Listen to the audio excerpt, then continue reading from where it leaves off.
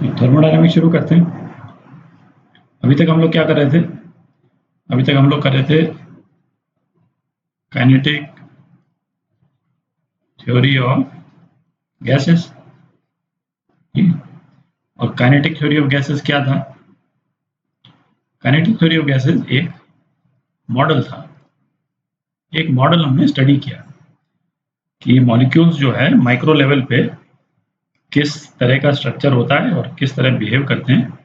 एक मॉडल लेके हम चले, है ना, कि भाई मॉलिक्यूल जो है वो पॉइंट मास होता है, बहुत ज़्यादा स्पेस नहीं घेरता है मॉलिक्यूल। फिर आपस में मॉलिक्यूल का कोई इंटरेक्शन नहीं होता है, केवल कोलिजन करते हैं आपस में, ठीक है। और फिर उससे प्रेशर वगैरह हम लोगों ने कैलकुलेट किया। तो इस मॉडल को काइनेटिक थ्योरी ऑफ गैस बोलते हैं। और फिर इस मॉडल में हमने क्या किया कि भाई कुछ मैक्रो जो वेरिएबल्स हैं वो निकाले हमने, है ना। बेसिकली हमने प्रेशर निकाला। फिर हमने देखा कि भाई प्रेशर, वॉल्यूम और टेम्परेचर के बीच में क्या रिलेशन होता है, ठीक है। फिर एक और वेरिएबल हमने पढ़ा, कौन सा? Internal energy. ये वेरिएबल हमने पढ़ा कि भाई मॉलिक्यूल्स के पास में क्या काइनेटिक एनर्जी होती है, और वो सारी काइनेटिक एनर्जी हम ऐड कर दें तो वो इंटरनल एनर्जी के रूप में हम उसको यूज़ कर सकते हैं, ठीक है। तो ये सारी चीज़ें हमने काइनेटिक थ्योरी ऑफ गैस में पढ़ी। थर्मोडायनेमिक्स में हम क्या पढ़ते हैं? थर्मोडायनेमिक्स में बेसिकली एक वर्ड में बोलें तो एक चीज़ पढ़ते हैं, वो है हीट, ठीक है। तो अच्छा, हीट क्या है ना? हीट क्या है? एनर्जी है, ठीक है। और हीट की स्टडी कब करते हैं? जब हीट ट्रांसफर होती है तभी हीट की स्टडी होती है, ठीक है। मतलब किसी भी सिस्टम में या तो हम हीट दे सकते हैं। सिस्टम क्या हो गया? जैसे हमने गैस का कोई एक चेंबर ले लिया, वो सिस्टम हो गया हमारा। तो उसको या तो हम हीट दे सकते हैं या हीट जो है उसमें से एक्सट्रैक्ट कर सकते हैं, ठीक है। तो हीट जब ट्रांसफर होती है तभी उसकी स्टडी की जाती है। मतलब ये इस मामले में ये pressure, volume, temperature, internal energy इससे डिफरेंट है। जैसे हम बोलते हैं कि भाई गैस का प्रेशर कुछ है ना, 1 एटमॉस्फेरिक है या वॉल्यूम फलाना है। हम ये नहीं बोल सकते हैं कि इस गैस की हीट इतनी है, कोई मतलब ही नहीं निकलता, ठीक है। या इस गैस में इतनी हीट है ना, इस सेंटेंस का भी कोई मतलब नहीं निकलता।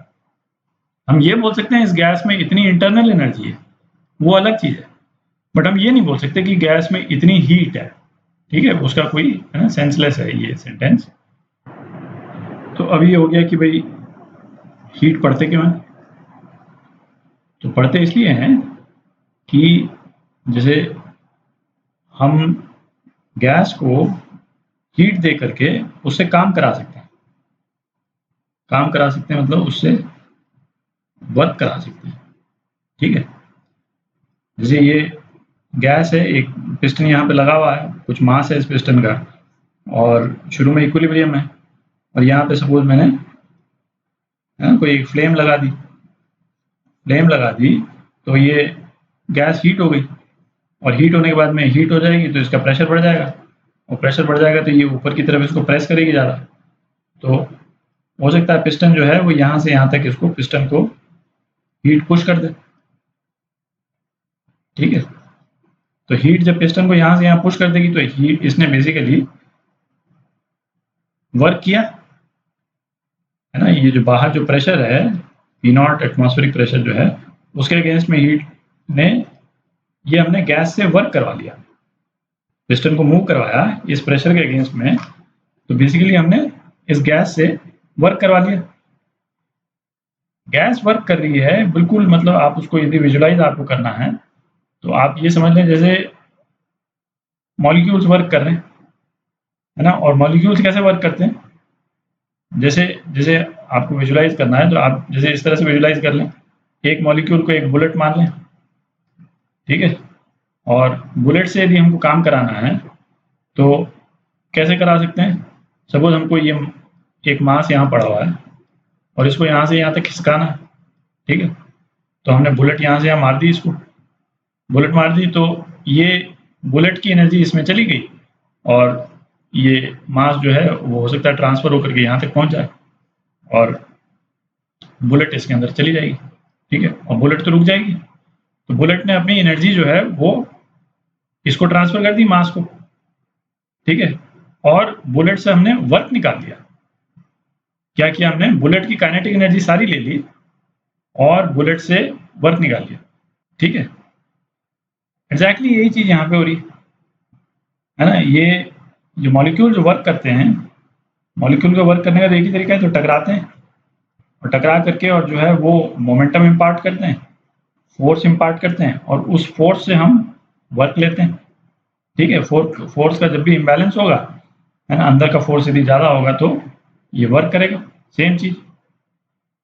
पर इसमें और इसमें एक क्रूशियल डिफरेंस हो गया, ठीक है, और इसीलिए हम, है ना, हीट का रेलेवेंस आ गया उसमें, ठीक है। इसमें और इसमें सिचुएशन में क्रूशियल डिफरेंस क्या हो गया कि हम बुलेट को दोबारा हीट करके इससे काम नहीं करा सकते, है ना। बुलेट को हीट कराने का तो कोई मतलब ही नहीं, मतलब ऐसा तो हो नहीं सकता बुलेट को हीट कराएंगे तो बुलेट फिर वापस यहाँ पे आ जाए और फिर से इसको मारे, नहीं, ये तो पॉसिबल नहीं।